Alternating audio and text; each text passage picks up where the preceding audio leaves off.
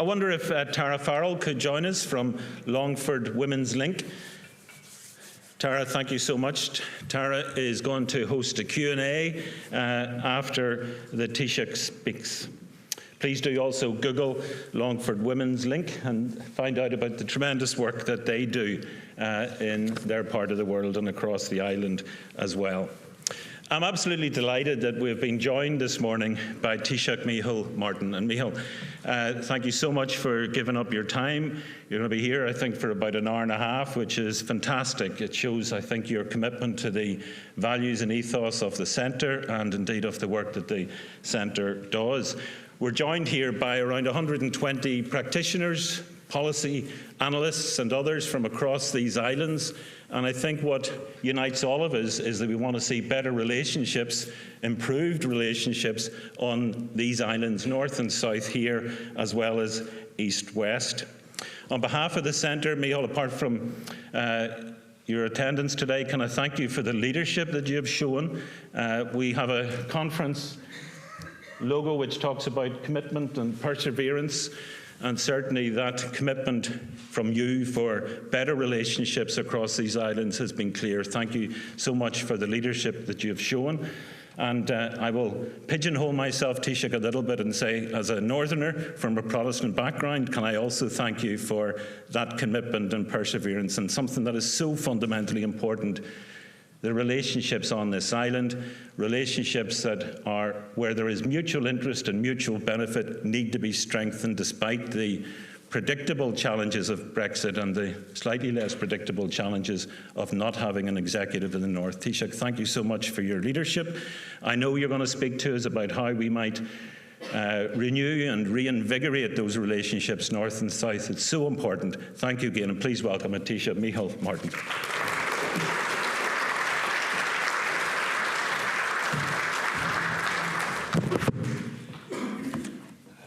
Chair Peter and Director Anthony agus members of the board and distinguished guests, Bwalum dúspáidm ó bhuíochas a ghlacha leis an ionad don stadéir tras Jordan as cuireadh a chóirtom labhairt é cógáil an léanúmh.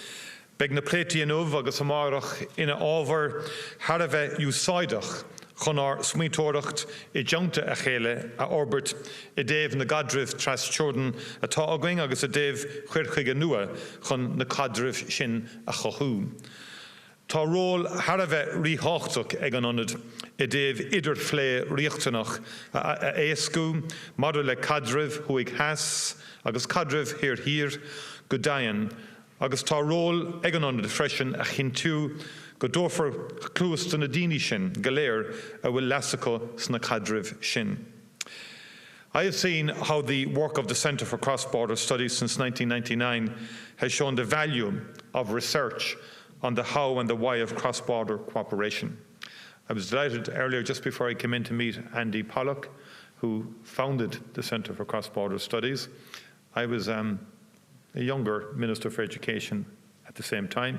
He was the Irish Times correspondent in education, and he moved from that field to this particular field, and I was delighted to be in a position to be of a small degree of assistance at the time in terms of helping the centre off the ground, and I've been a long admirer of the work that it has undertaken since then, because it has provided evidence, analysis that has helped to inspire and to shape the development of North-South and East-West cooperation for almost 25 years. In particular, your work provides a channel through which perspectives from civil society can influence and shape public policy so that the policy approaches on all sides are much better informed. The work of the Centre in monitoring the conditions for North-South cooperation and how these conditions are evolving in a post-Brexit context is extremely valuable. Today I want to briefly touch on the political challenges we face, but devote the greater part of my remarks this morning looking at the why and the how of North-South cooperation. The long shadow of Brexit hangs over relationships on these islands and has fundamentally changed the United Kingdom-European Union relationship. Unilateral action, whether on the protocol or on legacy, will not bring sustainable solutions and is at odds with the spirit of partnership that underpins the Good Friday Agreement.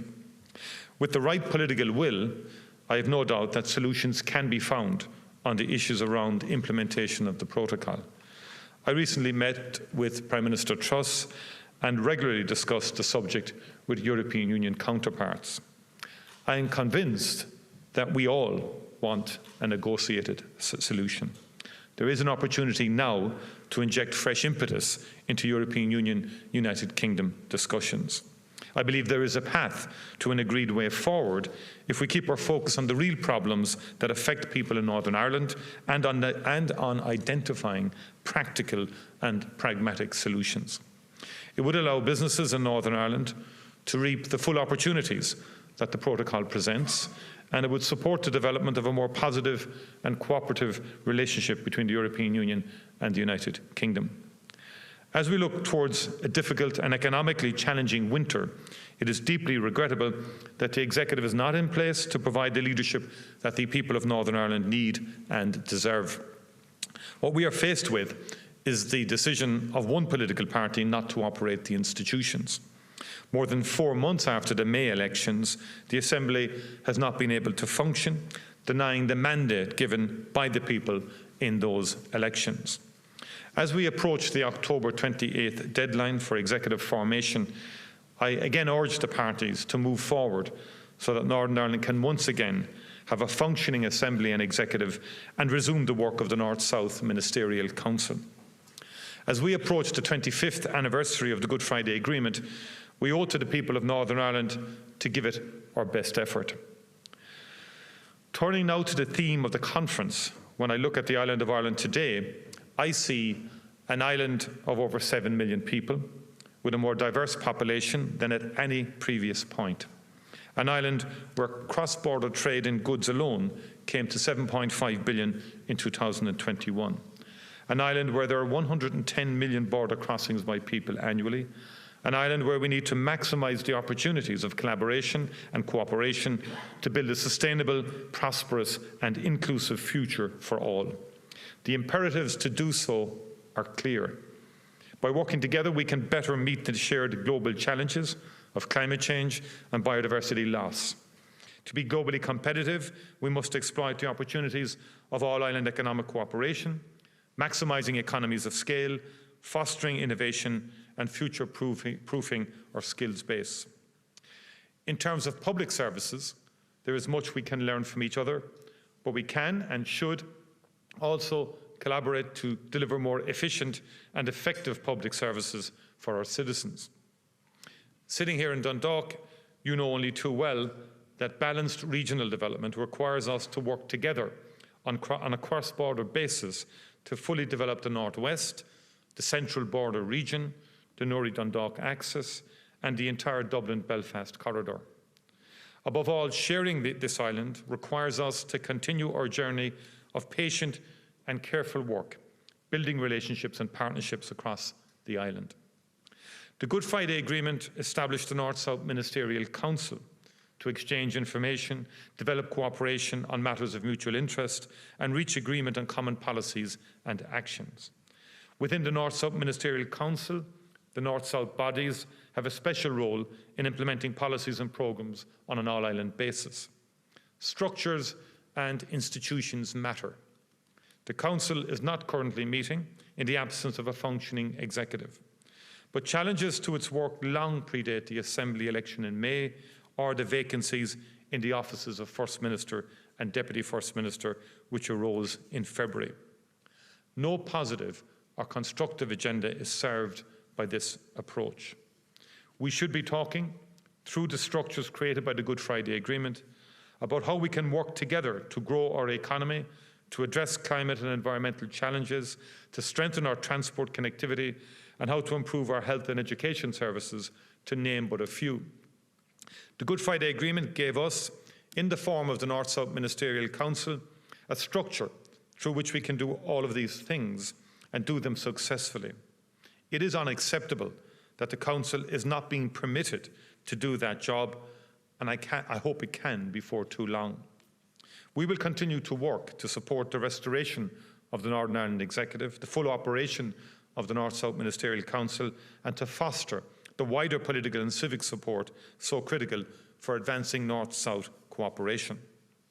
And this is where organisations like the Centre for Cross-Border Studies have such an important role to play, to deepen understanding and to foster webs of connectivity at different levels and in different sectors. Business too is playing its role, with, for example, the IBEC-CBI Joint Business Council clearly articulating the case for business on a connected island to maximise the island of Ireland market and integrated supply chains to grow business and create new jobs. And ICTU is also playing its part in terms of this agenda. At a regional level, we are also seeing exciting developments. The Northwest City region is now a vibrant, integrated partnership with strong people-to-people links, economic and environmental relationships. Over here on the East Coast, the links between Newry and Dundalk have always been strong, and new exciting partnerships are being developed along the Dublin-Belfast corridor. So we are seeing civil society, business and local authorities all stepping up to the challenge of building stronger north-south connectivity and cooperation on this island. The Irish government too is stepping up, building on the potential of the Good Friday Agreement. Resourcing, prioritising and delivery are at the heart of our approach. The Shared Island Initiative, which I established in the Department of Taoiseach and launched almost 2 years ago, is about taking up the full potential of the Good Friday Agreement to build a shared, reconciled future on this island, working with all communities. Central to this approach is an unprecedented political and resource commitment that we have made to all island investment through our $1 billion Shared Island Fund. Together with the forthcoming Peace Plus $1.1 billion programme, this represents unparalleled funding for cross-border investment in support of shared peace and prosperity on the island of Ireland. This will take forward the practical, hard work of delivering cross-border infrastructure projects, identifying and addressing common environmental, economic and social challenges, and investing to release the full capacity of our border regions. We are deploying the Shared Island Fund through all island partnerships, working with the Northern Ireland Executive, United Kingdom Government, local authorities, educational institutions and civic society.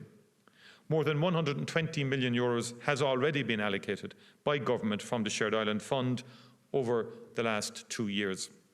Backed by the Shared Island Fund, the government is now moving forward with delivery of the Ulster Canal and the Narrow Water Bridge here in County Louth. 2 major cross-border infrastructure projects that have been talked about for decades. In moving from commitment to action, we are not only delivering these landmark sustainable tourism and recreation assets for the central and east border regions, we are also showing the benefit and impact of ambitious cross-border working, creating opportunities, connecting people, and broadening our interactions across communities. My focus is on projects and outcomes that make a real difference to communities on the ground, on both sides of the border. With the Shared Island Unit leading from the Department of the Taoiseach, I'm ensuring that priority is given across government to all island projects, initiatives and policy development. I've asked all ministers to identify shared island investment, policy or cooperation initiatives under their portfolios. Progress to implement Programme for Government objectives and National Development Plan priorities on Shared Island is being carefully tracked, including through regular updates to Cabinet. And because our Shared Island Initiative is looking forward, we're also developing and delivering a new generation of cross-border approaches and investments. A key element of our approach has been to develop open, competitive, all-island programmes, investing in and fostering North-South partnerships without jurisdictional restrictions. In August last year, the government launched a major new €40 million North-South research programme, specifically to support collaborative research, innovation and development between higher education institutions and researchers on the island, focusing on shared challenges. And in March this year, we announced a total of €37.3 million for 62 collaborative projects in the first round of funding under the programme. In April, I launched the government's new competitive Shared Island Local Authority Funding Scheme. This provides seed capital for new cross-border investment projects with €5 million through the Shared Island Fund. There has been a really strong response from local authority partnerships to the call for proposals. This afternoon in Cavan Town, I will be joined by the Minister for Housing, Heritage and Local Government to launch the 25 successful awards under the scheme. And this will enable the movement from ideas to action, scoping out new cross-border propositions for creative industry clusters and agri-food innovation hubs, growing the circular economy and decarbonising public buildings, to mention just some of the 25 projects we are supporting. And we will do more, from funding of all-island research hubs to programmes for enterprise partnerships. Taking a collaborative approach to new and emerging challenges is another fruitful way forward, enabling a sharing of expertise and best practice, but crucially also joint work on some of the key issues our citizens are facing. In July, we allocated €15 million for a new scheme to support the installation of electric vehicle charging infrastructure at sports clubs and grounds right across the island. And we provided €3 million for cross-border community climate action partnerships to support local interventions that can help meet climate and energy targets north and south. We are looking now at closer collaboration on the potential of hydrogen energy. We aim to do significantly more on climate action, working with a new executive in Northern Ireland and with the British government as part of our Shared Island agenda. I am strongly of the view that we need to be more ambitious for what we can do in the area of public service delivery on the island, ensuring our citizens can access the appropriate healthcare nearest to them and rolling out highly specialised services on an island-wide basis. In the area of education, the government will seek to do significantly more with a new Northern Ireland executive and with the British government through the framework of the Good Friday Agreement, to step up our cooperation and support, particularly on educational attainment and completion issues. I want to see education as a far more central concern for how we work through the agreement in the years ahead. Over the last 18 months, through the Shared Island Dialogue series, we've been listening to civil society on how in practice we could better share this island. I welcome the fact that the Centre for Cross-Border Studies, members of the ad hoc group for North-South and East-West cooperation, and many others here today are active participants in the dialogue series. We have directly involved almost 2,000 citizens and civic leaders so far, and continuing through this year, looking at common interests and opportunities to deepen our interactions north and south, and engaging with wider questions. For instance, on the equality agenda, on arts and culture, and on ending gender-based violence and abuse, an urgent societal task. In all of this, we are working to ensure that underrepresented voices and experiences, including of women, young people, and ethnic minorities, are heard. The dialogues are proving to be positive, practical, clear-eyed civic engagement about how we shape the future of this island. And the Shared Island Dialogues are providing starting points for deeper conversations and civic initiatives, such as the All-Island Women's Forum and the iCommunity project led by the Wheel and Northern Ireland Council for Voluntary Action. We can only benefit from greater sharing of experience and shaping of shared visions and goals for this island, thinking both north-south and east-west. As all of you in this room know, wide-ranging and inclusive civic interaction is fundamental to building positive engagement across communities and borders. It is critical in affirming a context for cooperation and indeed coexistence, where no one's community identity, beliefs, or aspirations for the future are compromised, of making real the vision of the Good Friday Agreement, of working in practical ways for reconciliation. The Centre for Cross-Border Studies has been at the heart of the civil society ecosystem that is so vital part of our peace process over the last 25 years, and for the years ahead. I look forward to your continuing contribution as we continue the journey of reconciliation on this island, founded on the Good Friday Agreement, and I wish you well with the remainder of your conference. Go to Míle Míle Maith Galéir. Thank you.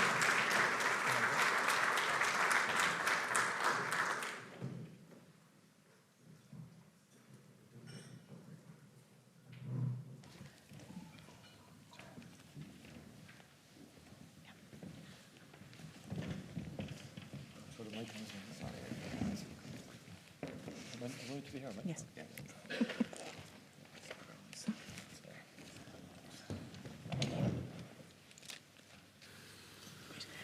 Taoiseach, that was a very wide-ranging keynote speech, and thank you for your input. I suppose there's been a lot of discussion this morning on the great work that's going on a North-South cooperation basis with many of the organisations in this room, along the themes of commitment and resilience and perseverance. So, from your perspective, what needs to happen in the immediate term and in longer term to ensure that the conditions for North-South and East-West cooperation are on a very solid footing? Well, I think we need to persevere. That's a very good title of the conference and theme of the conference. We need to keep going at this. And I've been very heartened, if I'm honest, over the last 2 years in relation to the level of engagement. I would be impatient to get things going on the projects and so on. I think the other strand of the shared island is the research strand, which is proving to be very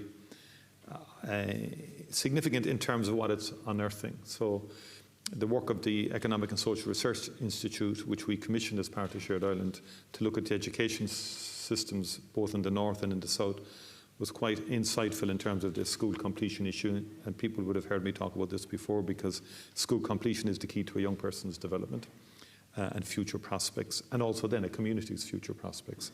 And I think there are real issues in particular areas in the north where school completion is not where it should be. And what the study showed was, for example, that the DESH project in the Republic had a significant impact on improving school completion rates there. So I would like for us, both at the level of the educationalists, but also politically, that jointly we should be developing initiatives to tackle fundamental issues like that on an all-island basis, sharing expertise and so forth.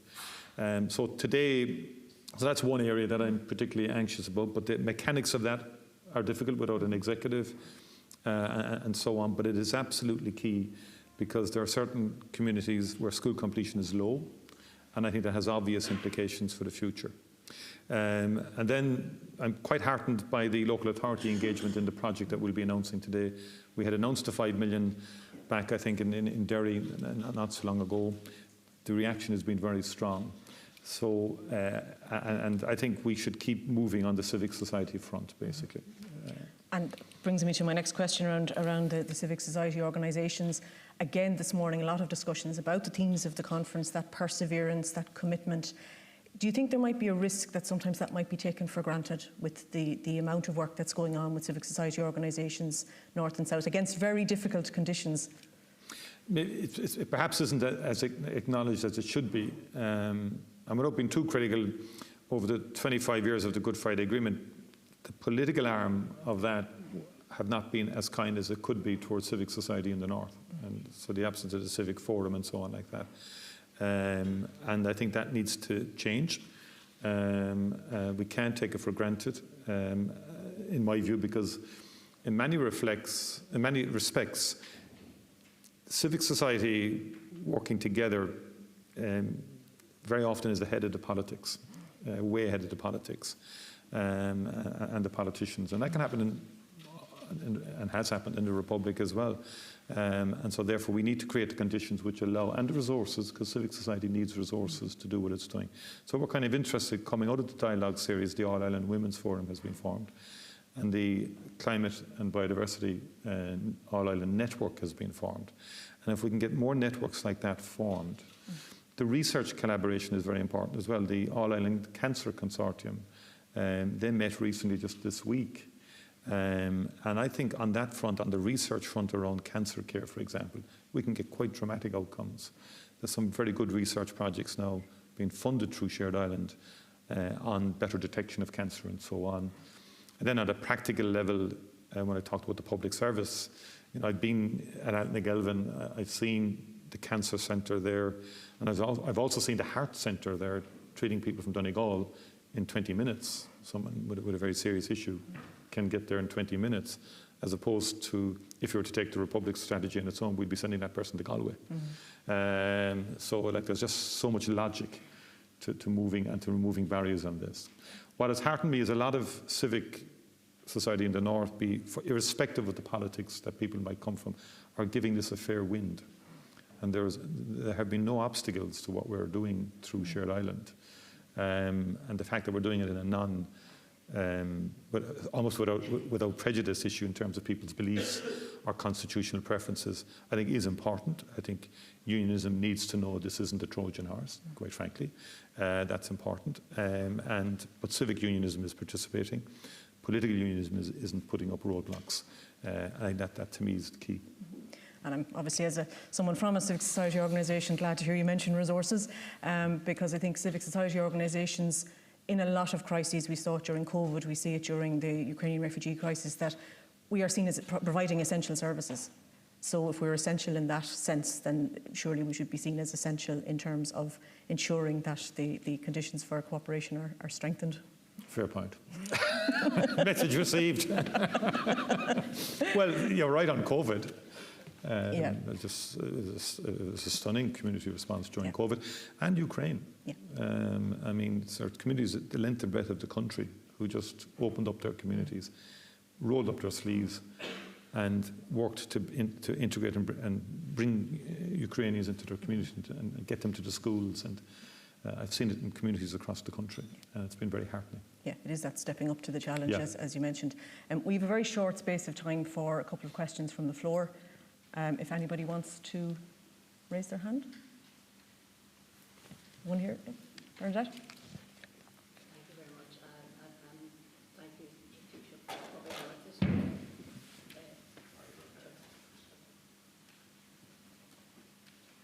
Thank you for being with us today, and particularly, I think, from the perspective of the civic society in the north. I think it is important to say how crucial and how important the Shared Island initiative is. My own organisation and the network, our Racial Equality Network, engages in that, and it is a space where civic unionism is happy to engage. It's a very important space. Two questions I'd ask, but where things have been made more difficult by Brexit, and the change is one in terms of moving public services across the island where it intersects with the common travel area.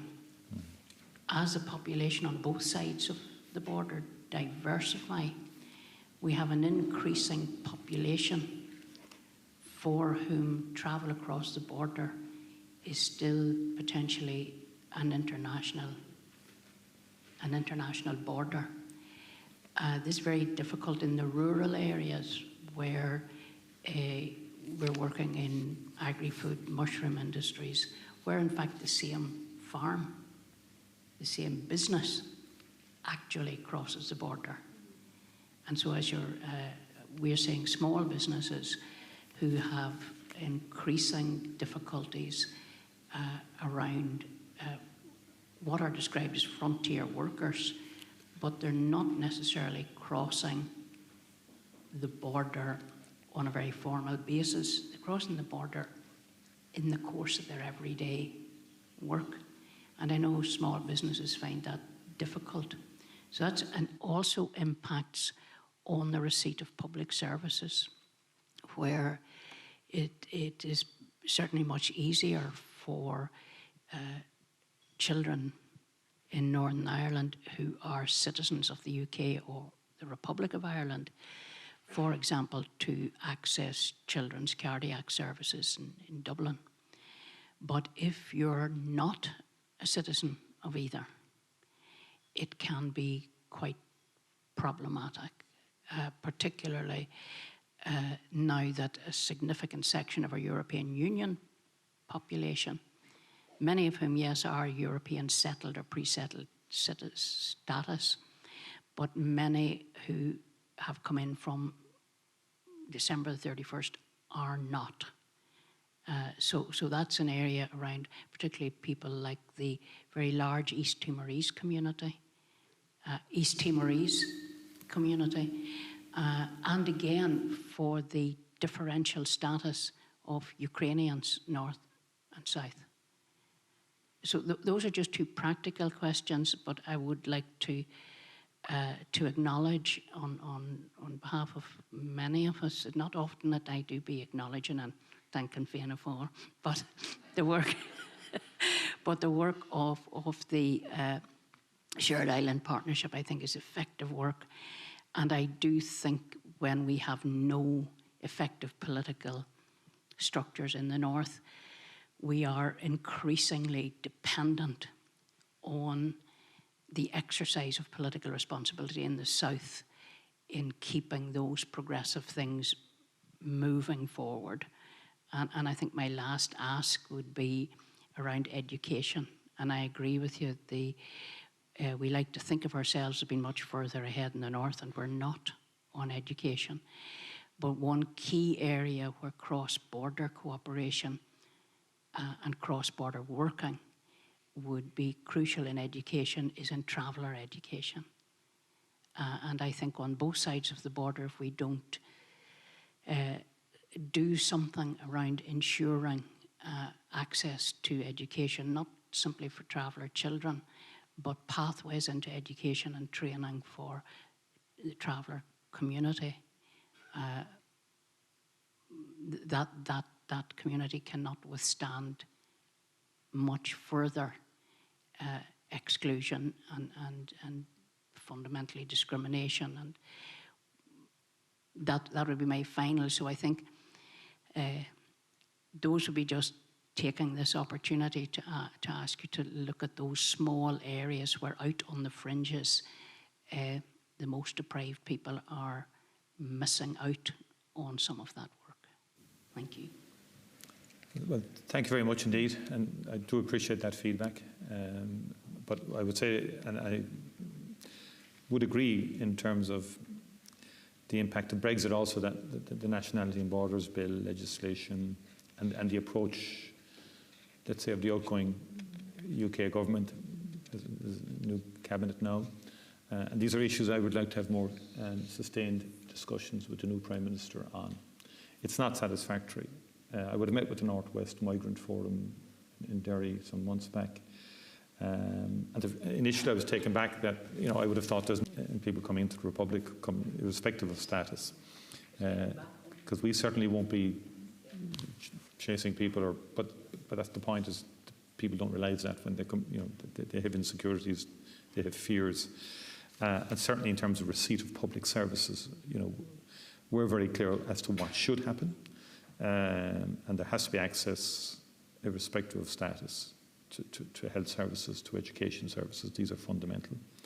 But we do have a piece of work to do in understanding more the concerns of migrants in this situation. Now, we've taken the case up with the Department of Justice in the Republic, and we've communicated to Justice, and we're following up through the Shared Island unit in my department the issues that have been raised with us in respect of those insecurities that people genuinely have.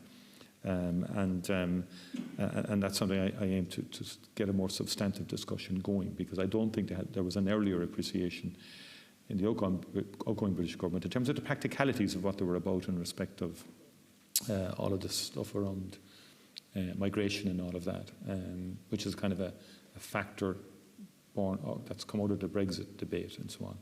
There seems to be some indication in last number of weeks that might be changing, and that a more practical approach is coming. But the common travel area means, in our view, even though it's just for British and Irish citizens, nonetheless there are real issues there in terms of various communities, who, from a worker perspective, but also just a basic travel perspective. and any understanding of the island means people coming to go to and fro. Again, we would be open, and when I said earlier about education, we're very sensitive to that. We want to work through the Northern Executive in terms of issues that are within its domain and jurisdiction. But it would be useful if people can come forward to us with a cross-border project in relation to traveller education, for example. We would be willing to fund that and support that. And I'd say that genuinely, if someone can put together, because I presume what you're saying that there's a cross-border element to the traveller community as well, which isn't being attended to. There are real issues at the moment in terms of young people, young travellers, both in schools. But then when they like, I just met recently with a traveller visibility group in my own city, and I won't go through it in terms of some of the alarming issues that are arising for young people, but the degree of otherness now that they're feeling in life and exclusion once they get to a certain stage of their second level education. And then when they qualify, say some mothers will say, we told them they must do the leaving cert, they must finish, and then there's discrimination in terms of getting employment. And then the young traveller is saying, well, why did I finish school? What was it worth to me? And it's causing psychological, it's causing pressure, it's causing all sorts of issues. So anything that is outside the box, we would be interested in. I'm meeting Pavy Point shortly, trying to organise that, and I can put that to them as well. And we certainly would be interested in working on that. I can take one final question, just one down the back there. Hi there, Tracy McGee from UTV. Micheál, a two-part question. The convulsions that we now see in the British economy as a result of the mini budget and falling from that, do you have concerns that it will have an effect on the island of Ireland, the economy as a whole? And secondly, I heard you saying that you're convinced that all sides in the Northern Ireland Reform Negotiation want a negotiated settlement to this. Do you think that the position that Liz Truss now finds herself in now makes that more or less likely? Again, I'm reluctant to comment on the financial situation or the budget of another government and so forth. And I think sometimes public commentary in this context can be unhelpful. So, the central bank has taken action there, and obviously the key imperative is that that stability underpins the financial system. The UK authorities are working towards that end. And in respect of what I said earlier, it is my belief, having had a round of consultations with all concerned, that people are anxious to get a negotiated resolution of all outstanding issues. The EU and the UK have had an initial engagement, and I would hope that engagement would develop into a sustained process. Thank you. Just one final question.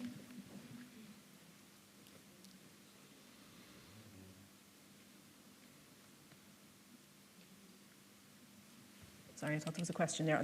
The light is shining, I can't really see.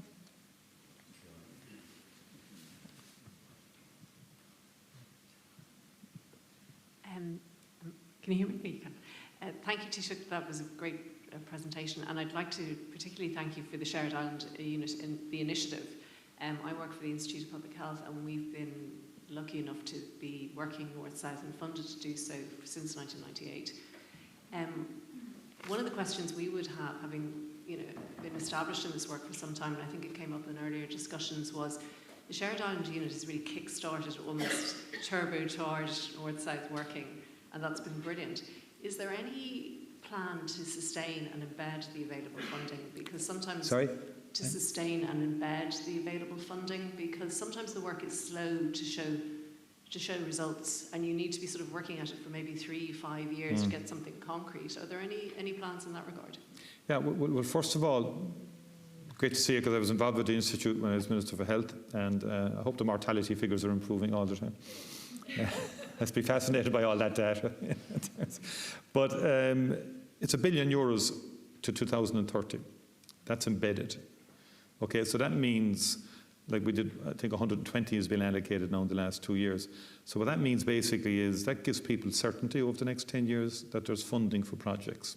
And part of the issue around the local authorities was to say, because we came to realise that people will come forward with an idea but haven't resourced the concept enough before you can actually get it to a stage where you can apply for more substantial funding. So the project we'll be announcing today, the 25 projects, we basically said there's a pot of 5 million. Local authorities can compete and say, listen, we want to join forces with another local authority, north, south, to develop a particular idea, a particular project. And so we'll allocate 200,000, 250 to that combination of local authorities to bring it to a position where they can submit then for more substantial funding. So that gives us a pipeline of projects for the next number of years. And so we're trying to create that idea that we give capacity to, we said civic society, but also to local authorities, that we know you can't just come up with an idea and look for 5 million. You must work on it and make sure it dots the I's and crosses the T's, and therefore then that there would be more sustained funding for that and a process. So the billion is embedded in the National Development Plan. And you might not have seen Micheál McGrath in his speech to the Dáil yesterday or on Tuesday. He referenced the Shared Island Fund again. And it's in the figures basically. And that's agreed at cabinet level. And of course that can be added to by the end of the decade, and no doubt that future governments will add to this. But what is very important with the Shared Island Fund is that we get thorough, good projects that are not just kind of ideas that someone has on a whim, that there has to be real process going into this. So, for example, the Ulster Canal is up to 60 or 80 million. We've allocated it. We just said to the North-South body, just go in and do it, to Waterways Ireland. The money is there.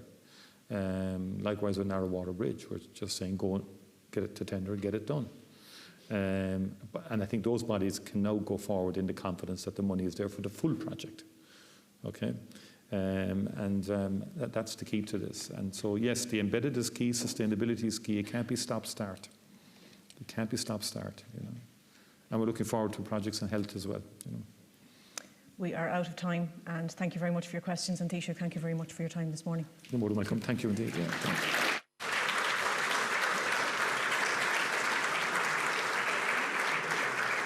Taoiseach, on behalf of the Centre, let me echo those thanks. That's definitely the highlight of the conference, with all due respect to everybody that's been before and after. We really do appreciate the time that you've given us. And what occurs to me as I listen to you, Taoiseach, is, Shared Island isn't a question. Shared Island is a fact.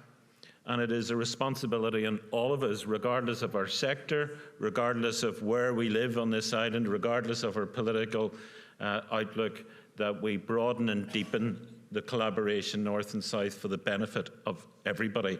That's what the agenda is about, and the announcements you make today and that you have made in the past reflect that as well. So to Tara, you've got a career in being an interviewer ahead of you, but especially to the Taoiseach, can we say thank you again to Taoiseach Micheál Martin.